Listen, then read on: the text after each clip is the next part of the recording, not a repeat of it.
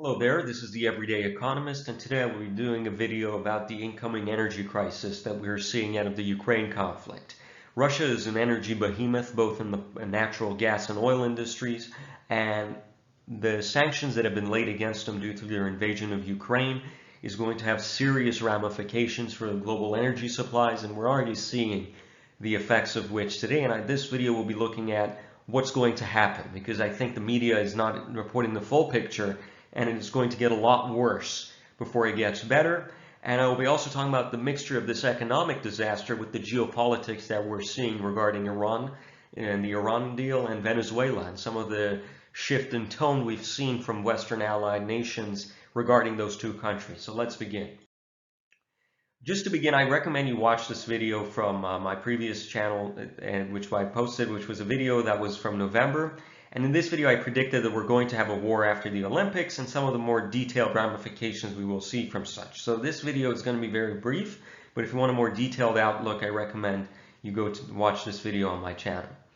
Now back to the current situation at hand. We see that oil recently hit a record high, not seen since 2014, where we hit $100 a barrel after the sanctions laid against Russia, where we basically cut them off from the global market, not just with oil and gas, but from everything else, both domestically and internationally. All countries in the West and all companies in the West, and frankly those of Asia, have cut off Russia from all interactions with the rest of the world. And the ramification we're seeing in the West is that the price of oil is hitting record highs, not just in the US, but in Canada, Europe, Central America, Latin America, and Asia. We're seeing headlines. These are the headlines we're seeing. Cost of living crisis in Australia. Canadian sea gas prices skyrocketing. European gas prices hit record high. Asian liquefied natural gas prices surge as buyers shun Russian gas. Latin America, not suited to pump more, amid $100 oil Russia risk. And these are some of the headlines we've been seeing in the past week. And you don't even have to read the headlines. You're seeing it affect you at the pump. And it's not going to get better. The price of oil is not going to come down anytime soon.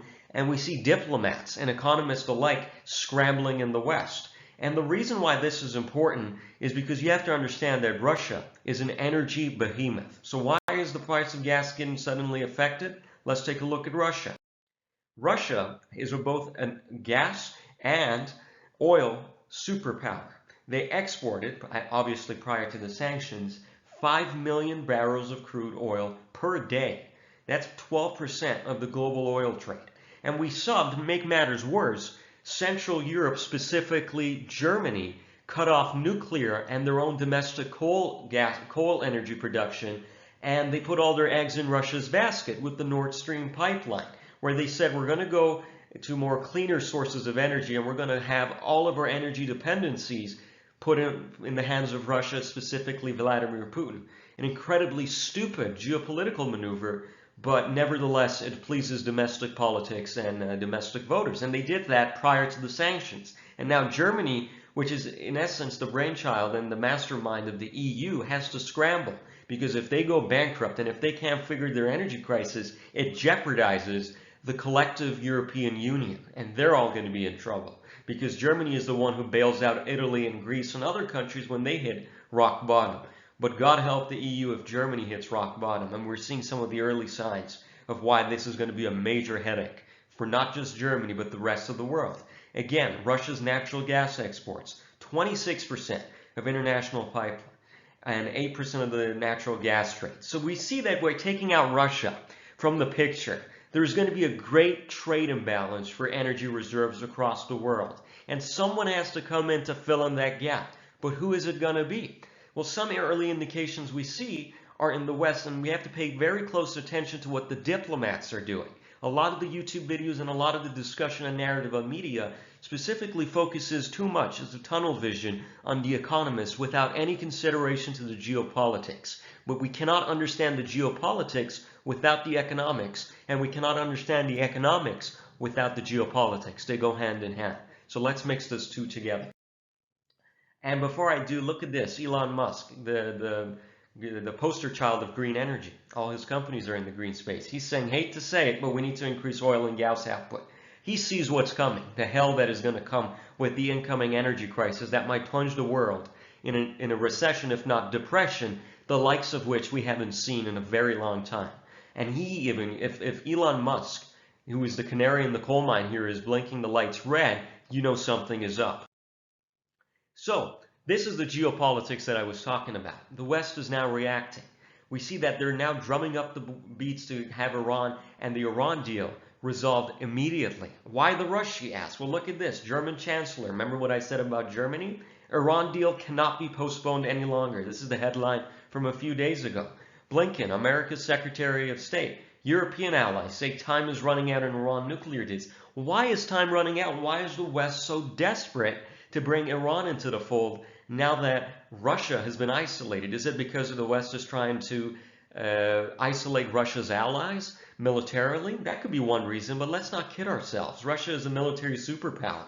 They don't really need Iran's military technology to defend themselves. So isolating Iran from Russia might help in terms of resolving the Ukraine crisis, but it's not really the main reason. So let's look at the economics. Iran is an oil and gas behemoth. They have the second largest natural gas reserves, and arguably people are saying that they're the largest. And they have the largest natural gas reserves because some of their reserves haven't yet been discovered. And we also see that when it comes to oil, Iran is the fourth largest oil producer or has the oil reserves in the world. They're not producing yet because of the sanctions, but if you lift the sanctions up, Iran might actually be able to fill in the gap left by Russia. So this is why we see this massive rush to let Iran back into the fold, because the West has realized by isolating Russia, and they had no choice, they had to do it, but by isolating Russia's energy exports, they had to find countries that could fill in the gap. And Iran is the perfect one. Specifically, look at this. This is a potential and proposed pipeline for natural gas that will be going from Iran's Persian Gulf, where the natural gas reserves are located, all the way to the north of Iran to Turkey and then to Europe. And this could be Germany and Central Europe saving grace after canceling and leaving Russia out. So Iran could actually bail out all the energy demands of Central Europe. And hence we see the German Chancellor now all of a sudden saying, well, let's bring Iran back to the fold. So that's an interesting geopolitical development that we're seeing from the Middle East. But there is more. We see that Venezuela, a few years ago, we saw that there was a CIA-backed coup in Venezuela. So very hostile relationships. Venezuela obviously very closely aligned to the so-called axis of evil, to Russia, North Korea, China, and Iran. And their geopolitical interests are not aligned, actually quite the contrary to the West, specifically American. That's why we saw this coup and very hostile relationships between the two.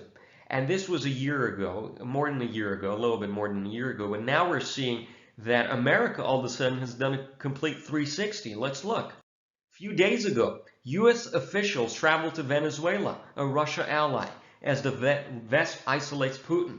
Now again, ask yourself, are we isolating Venezuela from Putin because Venezuela could provide a lot of weapons or diplomatic support to Russia? No, because if you cut out Venezuela from Russia, sure, again, like Iran, it might hurt them, but Russia really doesn't need Venezuela as much as Venezuela needs Russia. So what's the real reason? Ask yourself this. What's the real reason why the West is now being friendly to Venezuela? Well, let's look at their energy reserves. Venezuela, an oil behemoth, the largest oil reserves in the world, greater than Saudi Arabia, than Iran, than Canada. Most people don't know this because I guess stereotypes. They think the Middle East, Saudi Arabia is has the largest oil reserves, but it's actually Venezuela.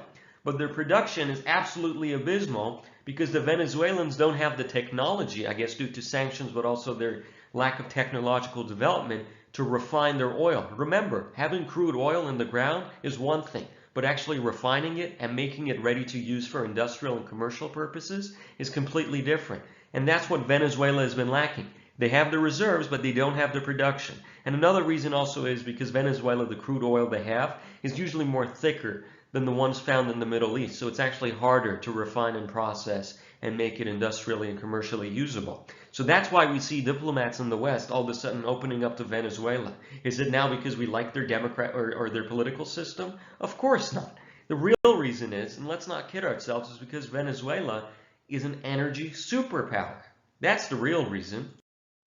So you might be asking yourself, now what? So we see these two developments geopolitically happening with the West. My prediction is that the Iran deal will actually be announced fairly quickly. You might see it in the next week, in the next month, that the United States and Iran surprisingly announced that they've opened up their relationships, and we now have an Iran deal where Iran can export its oils and fulfill the gap and bring down the price of oil. Remember, America is actually facing hyperinflation, the West is. And that's why this situation is terrible for the stock market, because people on Twitter were saying, oh, this is going to be great for the stock market. There's going to be tough economic times ahead. The Fed's going to realize this, and they're going to lower interest rates. But that's not true, because remember, the Fed's #1 mandate right now, especially before midterms, is to lower inflation. There's a lot of pressure on Jerome Powell and the Federal Reserve to raise interest rates to lower inflation. They have to make borrowing money harder to discourage spending and to bring prices down. And because oil, which is a huge aspect of the consumer price index, which is a measurement of inflation, is now increased to record highs, inflation is going to continue to persist, even though you could say groceries might come down or other perishable, non-perishable goods might come down.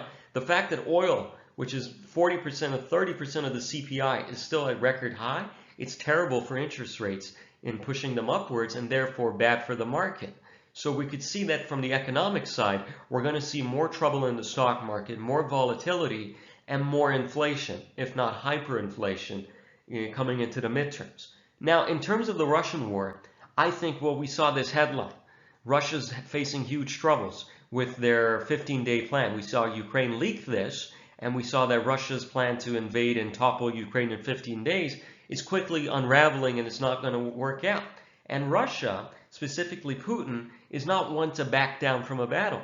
Now he's going to realize he's not going to capture Ukraine in 15 days, so desperate times call for desperate measures. And that's why we see a buildup of city leveling capabilities near Russia's border, specifically the 112th Rocket Brigade and the 79th Guard Rocket Artillery Brigade, or even the 45 or the 45th Severe High Power Artillery Brigade. These are extremely powerful artilleries that can level cities. So I wouldn't be surprised, as much as it hurt me to say this, that Putin could very well be contemplating leveling Kiev, because he knows that after this war, Ukraine will 100% join NATO.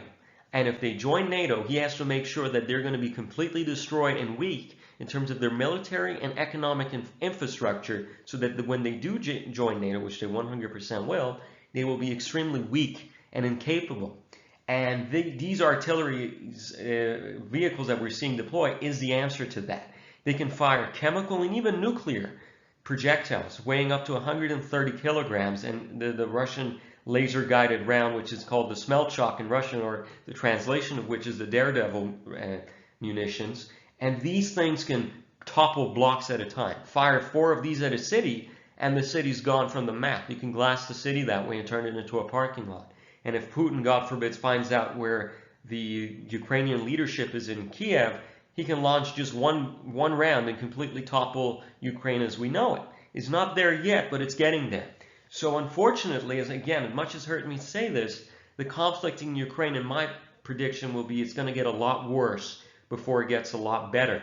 And the only way to counter this, I guess, is by Air Force, but the United States and specifically NATO are not going to deploy a no-fly zone over Russia, because that is a tantamount to World War III. How are you going to enforce that? Engage Russian troops directly? That's nuclear war. The other alternative is you can sell Ukraine fighter jets. And you can do that not by not selling the F-35s that can do vertical landing, the new ones that America is selling to Israel and the UAE. Those are top-graded military technology. The worry there is if it gets shot down and it falls into the hands of the Russians, they can reverse engineer America's top military designs. So my prediction is they're going to sell probably Russian-made or old Polish and Bulgarian fighter jets to Ukraine. And we're already seeing some of the early indications of that. So hopefully Ukraine can go and strike these before they do strike them. But unfortunately, it doesn't look well. And if you want to see my 4 predictions of what's going to happen, I made a video prior to this, and I recommend you watch that as well to get a bigger picture view of this. But I hope you found this video helpful, and thank you for watching.